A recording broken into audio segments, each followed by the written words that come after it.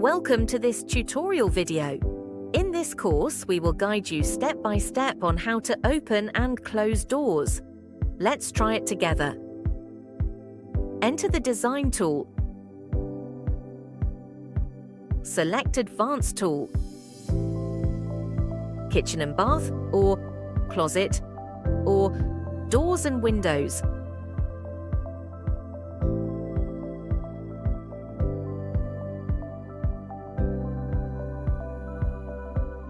Method 1. When the cabinet door is closed, select Toolkit. Open or close doors. Open cabinet doors in the top toolbar. At this point, you will see that all cabinet doors have been opened. When the cabinet doors are open, select Toolkit. Open, close doors, close cabinet doors in the top toolbar. At this point, you will see that all cabinet doors have been closed. Method 2. You can use the shortcut Ctrl+O to open close doors with one click.